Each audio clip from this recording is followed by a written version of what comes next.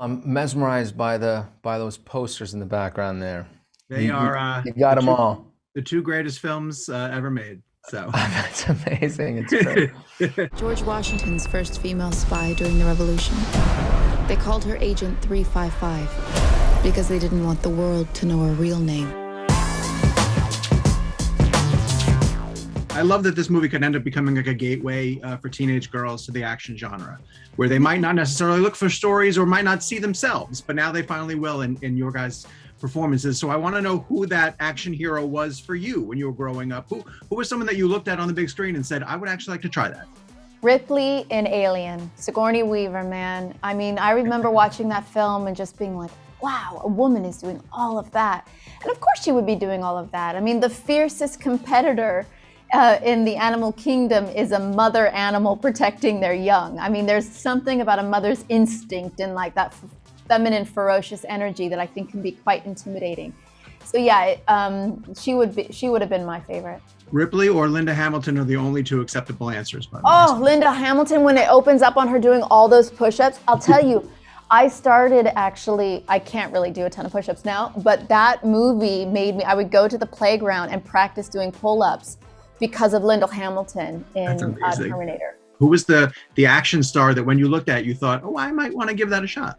I'm not, are you familiar with a film called Run, Lola, Run? Yes, of course. Yeah, so I remember that film as really formative because she looked so cool with her red hair, right? Yes. And she was everything that I didn't think I was, you know? I'm blanking on her name. I know she shows up in the first Franca Bourne Potente. movie. Yes, right. Thank you very much. Yeah. That was a terrific, terrific film.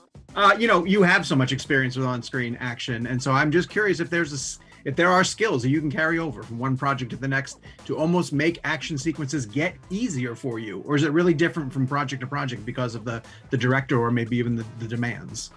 It is different from project to project. It's always about the story and the character and to what extent, how much action are they capable of and whatnot. But yeah, you get more confident, you know, the more you do it, you sort of start to kind of understand things that your body doesn't necessarily do that, but it helps. It helps if you've done it before. This year marks the 10-year anniversary of Zero Dark 30, so I want to know if there's any Maya to be found in Mace. Yeah, it's 10 years ago I actually, in like 10 years ago next month, I would have been in Chandigarh, India, in Amman, Jordan, making Zero Dark 30. So yes, absolutely. And I'll tell you, the woman that I play in Zero Dark 30 was a consultant on this film. Wow. Yeah, and she connected us to so many women. She connected Penelope and Lupita, and there's, you know, so many that we spoke to because of her incredible access. So yes, absolutely, we were inspired. We're the top agents from around the world. American, British, German, Colombian, Chinese. So we need to join forces. The green dress in the final act is phenomenal, but hard to fight in? Or what kind of accommodations do they make to make it easier for you to fight in? Well, what was amazing is Ralph Lauren actually made all my clothes in the film, and we knew we had to go undercover at this art auction and that this fight would happen. So the question was like, okay, well, how can the dress be made in a way that it wouldn't, you know, be completely destroyed or it wouldn't, you know, disappear? So they had created a whole corset system under the dress. It made it quite easy. It's actually, in some sense, probably easier to fight in than a suit would be, because a suit would be more constricting in the arms. There's a moment where you seem to get hit by a car in this, where I'm actually convinced that it happened to you, that you just gave it up for this movie. Well, yes, there is that moment, and I was allowed to do some of it. You know, I was allowed to roll off of it a few times, and that was kind of fun. Never done that before. I want to ask this too, because every time I get to see like a movie like this that's wall-to-wall action, I marvel at the fact that the Oscars don't have a stunt category yet. What are your thoughts on that? Where do you think we're any closer?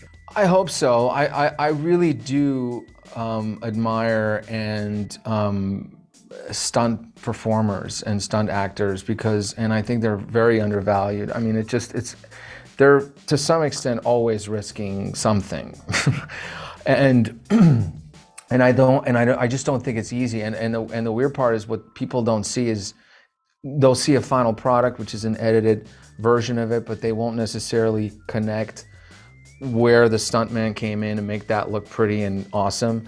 And what you don't see is when you're on set and you see them do that stunt like 10 times in a row. There are many times I've been on a movie or on a TV show where they changed what they were going to shoot in that moment, and they'll turn to a stunt person and they'll go, by the way, do you care if we, instead of doing what we just rehearsed, we just do this instead, meaning like you throw yourself in front of a car? I know it's new, we're just sort of realizing because of the light and things.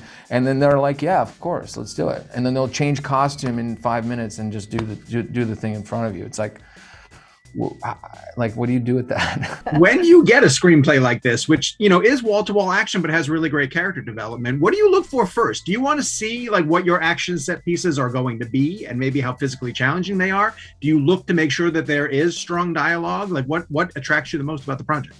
To be honest, I didn't really know what to expect. You know, I've never been offered an action movie. I don't think people look at me and go, "Yeah, Diane Kruger is an action star." So I was a little surprised when Jessica called me. The other girls were already attached, right? And so I was completely intrigued why all those amazing actresses would want to be in an action movie. Mm-hmm. And you know, you saw the result, and that's why, you know, I think it's a very fresh take on women in that genre. I think all the characters are really well-rounded and representative of, you know, what women actually are like. And mm-hmm. So yeah, so that's really what attracted me. There's a terrific scene in the movie where the ladies sit around and start to swap war stories, and you can tell that this means that the barriers are breaking down and they're starting to trust each other. And I want to know if actors do that on set. Like, did you and Fan just compare X-Men stories? Our actors absolutely do it because our job is to be open, right? We have to be as open as possible because that's how we're affected and sensitive and all of these things to what we're playing. So from like day one, usually we overshare, we talk too much about our lives, our feelings, and so yes. But Bing Bing and I, we were on the jury together at Cannes, so we had plenty of time to get to know each other before we even ended up on set. I'm already planning the sequel. It's going to be called The 710, which is 355 times 2. 356, the days of the year. What actress are you recruiting for the next film? Who's your get?